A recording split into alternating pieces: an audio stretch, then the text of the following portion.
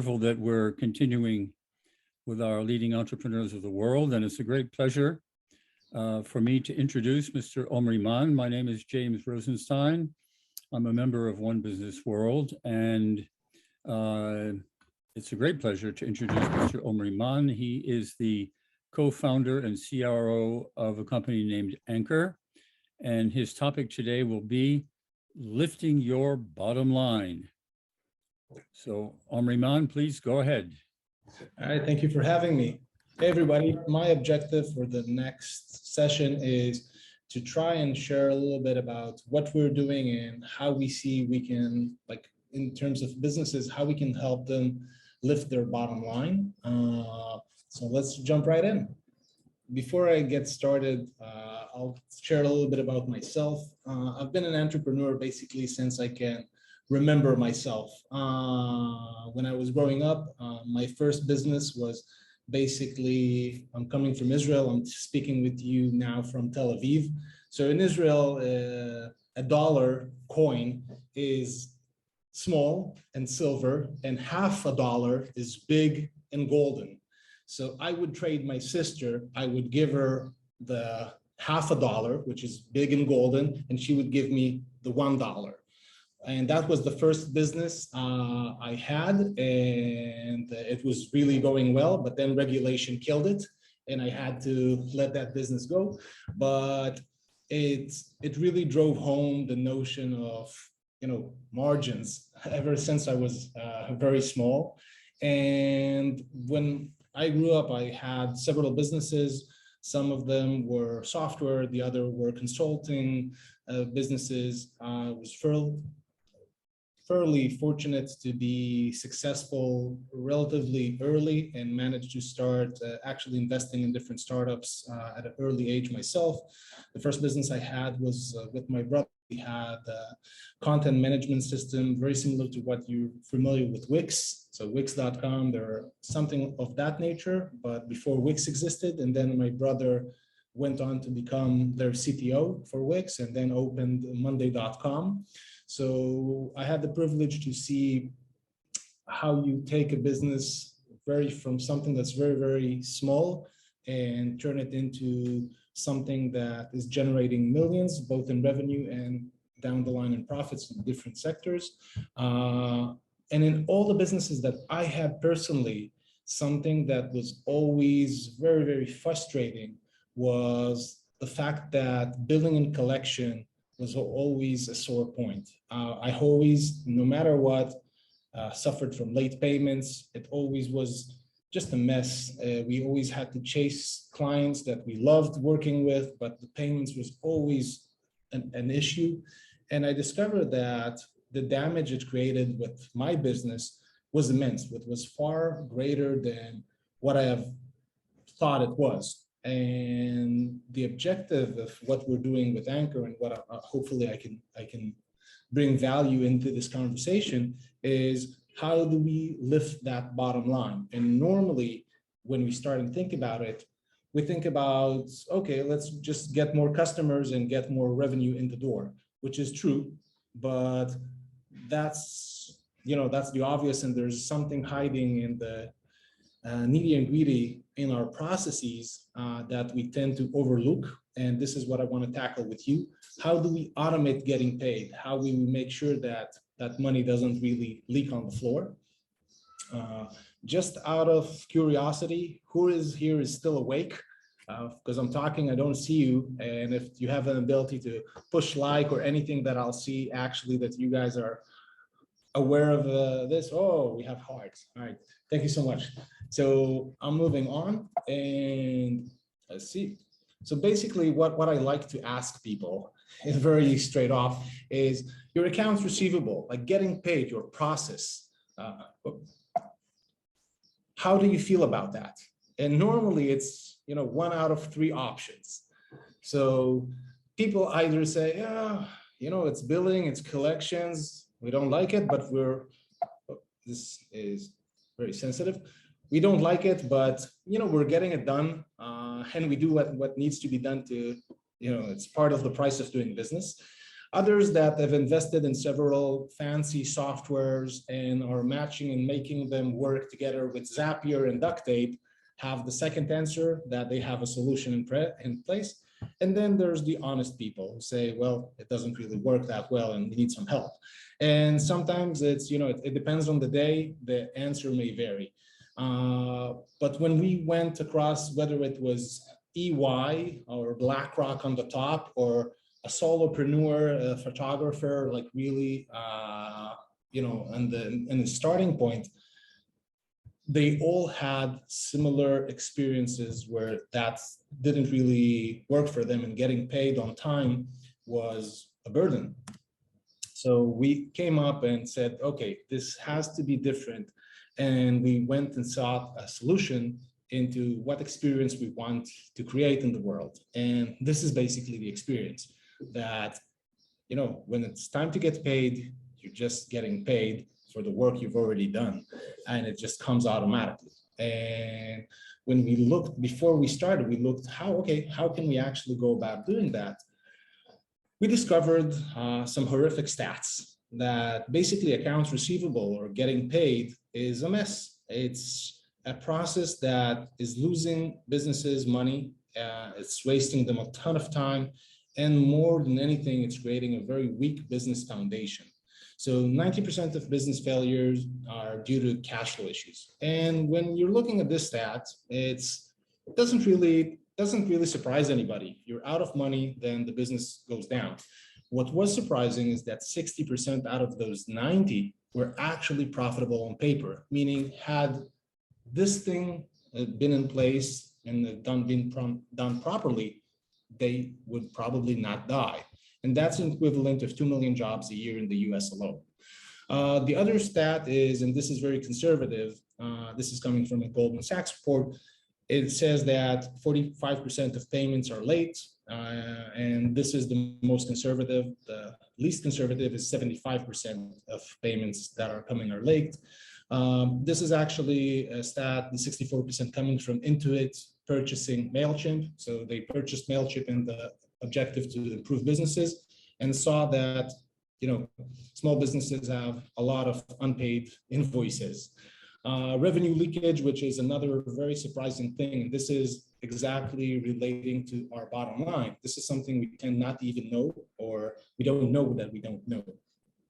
When you invoice your clients, normally what happens is that you start a process of AP on their side, and normally like how that invoice is even generated is something that sometimes you forget to put items in that invoice because you talked it on the phone or it was in an email, but it was not in a single source of truth that is easy to manage for both parties. So you forget to add that in the invoice, and then 3 months later, you're like, should I add it? Like, no, let's waive it because it's a cause of friction. So that's revenue leakage, and that accounts for 4.6% from the bottom line, which is plenty for, I believe, the majority of businesses here. And then, just general admin costs. This entire thing is a massive industry because it basically bleeds a lot of money for businesses. So when we're moving forward, when we're looking into, okay, so how is this process normally is working for business? And I'm sure that out of the crowd here, there's probably variations of this. It's not true to everybody, but this is a very high level standard process of the manual process it takes to get paid. So if I want to get paid, I need to create an invoice. Before this, I have a research that goes into understanding what goes in it. I need to send the invoice. I need to validate someone received it, do my data entry. And then if it's not paid immediately, I need to send payment reminders, a collection call. It's never one call, so it's like repeating itself. Then I get paid. Then I need to actually do something that people love, is to reconcile it. And I need to match the invoice, the bank account, and my QuickBooks. And that's always a big fun. So I got tired explaining this. I'm sure that you got tired listening to this explanation. And this was one invoice. So let's think that you have 100 invoices every month. So here, you basically ended your work. You've done everything expected from you. And all the way here, all these processes, it's like small steps, but a lot of them, you already finished working here, and here, basically, you only start, actually getting paid after all of it. And if we remember the stats, 45% are not coming in, they're late. So you've done your work and all this manual stuff, and it's still not, you haven't been paid. That was my experience as a business owner.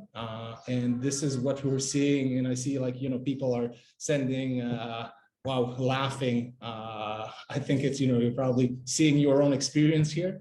So, and this is what we're seeing. And this is why payments are late. And we'll dive into that a bit more.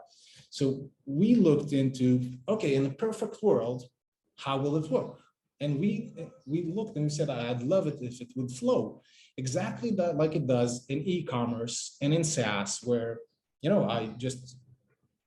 I press something and then I pay and everything happens in the background. All the billing is in the background. And yes, so how come it's actually solved in SaaS and e-commerce, which is a $9 trillion industry, and yet it's not solved in B2B payments, which is roughly around, $120 trillion industry, which is so much more bigger, but basically small businesses have a tendency to get the shorter end of the sticks when it comes to technology. Consumers get the best, then enterprise, and everything in between basically gets leftovers.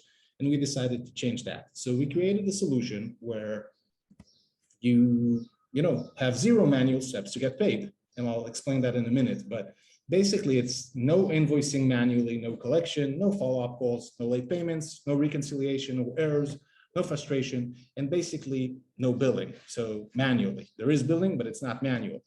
So you simply get paid. And how do we go about it? And here we need to explain a little bit about what makes, our bottom line or getting paid so severely damaged by this process. So we saw that it's a very manual grinding process, but to solve it, we needed to look outside of the billing immediate scope, which normally starts with an invoice. We said, very much like SaaS and e-commerce, we need to start from the agreement itself prior to the problem of billing even beginning. So instead of having you send your client a PDF or a DocuSign that is an attachment that they need to review and then approve, and then you get to work, you send an invoice, they pay, and the loop that we saw, instead you send them a link to a very nice branded agreement, which lives in the cloud and it serves as a single source of truth for both of you. And the difference is it's not a paper-based concept like a DocuSign, which basically mimics the fax that we all love so much. It's a system where both a computer and a human can easily understand, and then we can actually build on that. So the way it will work is that you will list your services here, if you're a service provider, and send that link to your client. They will review it really quickly, and this is very straightforward, very much like SaaS. Bottom line first, normally we send them a proposal or an agreement, and we all know that text, text, text, text, text, bottom line like at the end hiding. And normally this either goes immediately to legal or, okay, it's a lot to read. So your prospect or your clients just put it and, are waiting with it. Here we wanted to create something that converts really quickly, exactly like it does in e-commerce and SaaS. So bottom line first, they see, okay, yeah, $400, $1,000, what we agreed on the phone. They swipe it to sign. Immediately the screen flips, and we are asking them to provide us either with a free ACH or a credit card. And the way that works is that we're asking them to provide us with their payment information before the work even begins, before you actually start working on anything. We're not charging them, but they're able to provide you with the details information when the iron's hot and when you're actually offering to work with them. From what we've seen, zero friction. It doesn't add any friction because we're already accustomed to this from everywhere else on the planet. Like if any one of you are using Spotify or Netflix, when you sign up, Netflix is asking you, give me your payment information. We'll charge it at the end of the month. It doesn't ring any, alarm signs. But I'm sure that if Netflix or Spotify would start asking you to send them a check they'll send you an invoice, and then you need to go and send Spotify a check. Many of you will say, no, I don't like that, but because it's sending you to work. However, this is what we're actually asking our clients to do. We're sending them an invoice and telling them, now you go, and check that invoice and pay me. So I'm getting back to the process. What will happen here is that the agreement, you'll do your work here, and the agreement, because it's digitally composed, will know to generate the invoice automatically, meaning you don't generate the invoice as a vendor. And after that, there's an auto payment that follows exactly after that. So your clients know for a fact that they're not going to be surprised. Only the stuff that they approved will be invoiced. So no surprises for them. You can definitely change it along the way, but it will require an additional quick approval on their end. So the payment goes out automatically, and then we're connected to your QuickBooks account or other accounting software to finish that. So instead of a very, very siloed 12 steps that we saw, we're basically placing everything into one and automating accounts receivable in a full manner. Why is this such an important thing for your bottom line? Is the fact that all of a sudden you will have something that we call solid forecasting. When you're, the end of the month waiting for the payment to come, not knowing, when exactly are you going to get paid. That creates a very, very shaky foundation for a business, because you don't know how many people I can hire, when can I pay my own vendors, my ad spend, can I advertise more? So if the ground is not really solid in terms of your cash flow, that means that will you build high, or you'll sell close to the ground, where it's safer. Most businesses, and we know the cliche about small businesses is, keep our head above the water kind of style. And I personally really, really don't like the mental state that it creates for business owners and businesses in general. I think it creates a situation where they, by default are thinking very, very small, and they're already, they have enough on their plate. And this is what we're trying to remedy, is to create a very, very solid forecast for their cash flow. And with doing that, we're able to generate a much wider foundation for their business. And after that is happening, all of a sudden we have a situation where between any vendor and the client, there's an agreement that they have a single source of truth on which they can communicate. And on top of that, they can change stuff without the endless text, email, things that, and phone calls that normally are associated with the, end of the month billing. So we're creating a unified system for both parties that enables them to talk. And why is that connected to the topic of this presentation? So my objective here was not to present Anchor, and I'm sorry that, I dove into that, but the objective was mainly to show you that there are other ways to secure your profit margins. And a big part around what I'm looking for when I'm talking to these businesses is they don't think about their margins as something that they should really, really dive into. And unless you really understand your profit margins and how to deal with that, you won't be able to create a sustainable business. So a big part of getting paid on time and understanding the cost associated with that is giving you the first layer of foundation of, okay, I have a foundation, I know when and how I'm getting paid, and your clients knows the same. Once you have that foundation, you can actually go and understand, where am I bleeding money? Where, we talked about revenue leakage. We talked about how expensive the process itself of late payments. A lot of businesses are taking bridge loans not because they're not profitable on paper and not have that money, because cash flow. So at the end of the year, they have bridge loan, which is very expensive. Many businesses don't know exactly the commissions and fees that they're paying to even get paid. in the US specifically, getting paid via wire is $15 for many of the businesses, unless you have some sort of agreement with your bank. Super costly. So all of these things are, draining your margins. And we are trying to give a lot of transparency and shave those away. On top of that, you have personnel that either yourself or an admin or someone from your staff that instead of generating revenue and deal with activities that are generating revenue, are losing their time and are being burned out by really processes that a computer can do today. And a big part of what we believe in is that this automation is not about, firing people, and, people that are listening a lot of times hear this and say, oh, you're going to replace us. We're not going to replace anybody. We're just going to make sure that work that can be automated can free you to do something meaningful. And this can save you with hiring more staff, or, having staff that you need less training to actually get this done. And what we discovered is that even if you have an admin in place, the owner itself reviews things, and it wastes a lot of time on their hands as well. So basically, the hopeful thinking that we have, and this is what we're seeing with hundreds of clients already, is that we want to create freedom from the burden of billing and collection, and with that, increasing dramatically the bottom line and the margins of the business.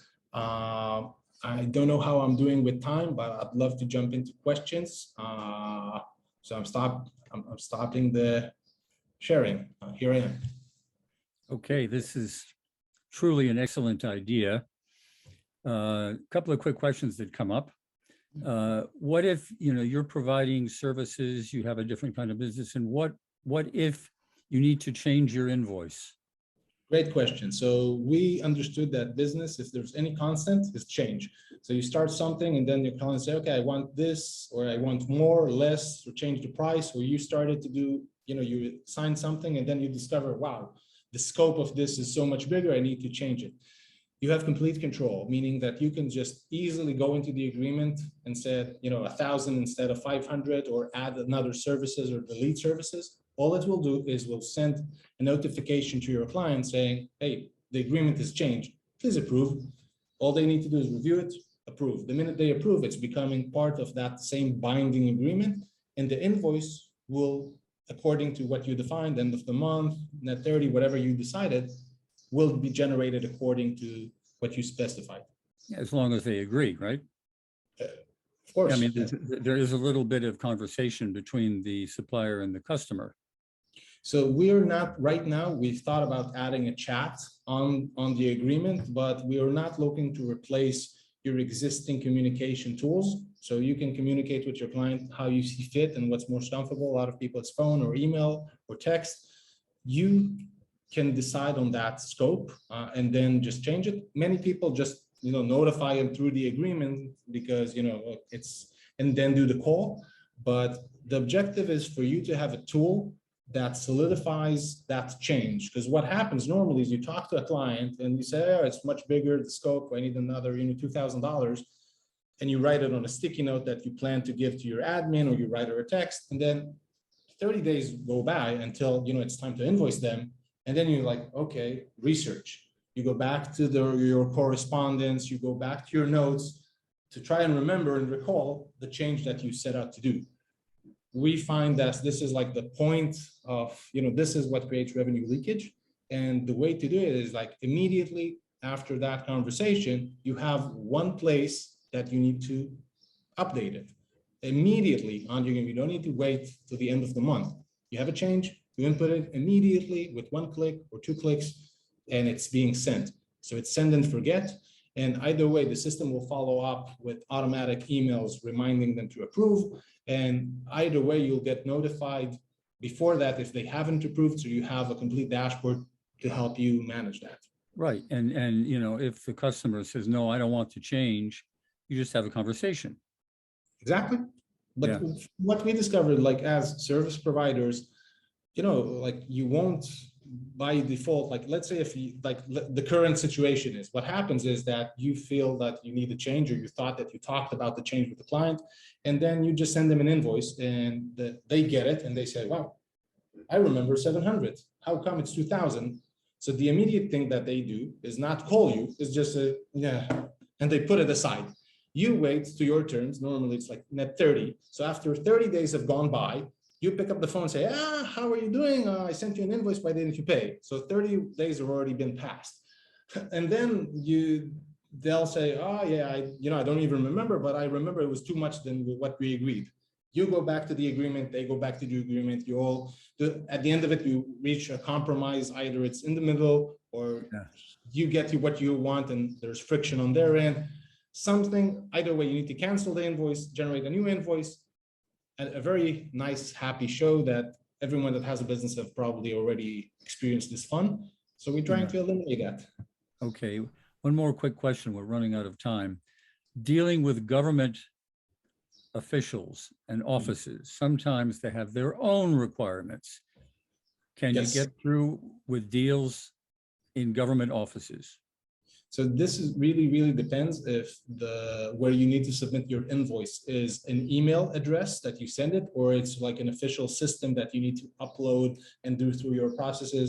Like a lot of enterprise businesses have Ariba or systems like that.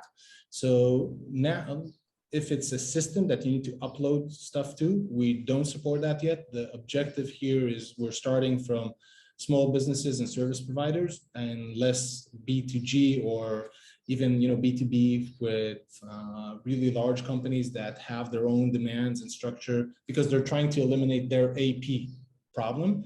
So right now we don't have a proper solution in place for that. We will have, but not at this stage. No, this is a fantastic idea. It will simplify so many things. It's so clear, and there have been comments in the chat saying the same thing. So this is great. We're running out of time, unfortunately. But I really want to thank you so much for this great idea. And I hope it goes far. Omry, we're going to have to say goodbye. The next speaker is about to start. Wonderful. This has been terrific. Thank you so much. We're really grateful. And I think this is going to go far. All right. Thank you so much for the support, guys. Fun. Thank you. All right. Bye-bye. Bye-bye.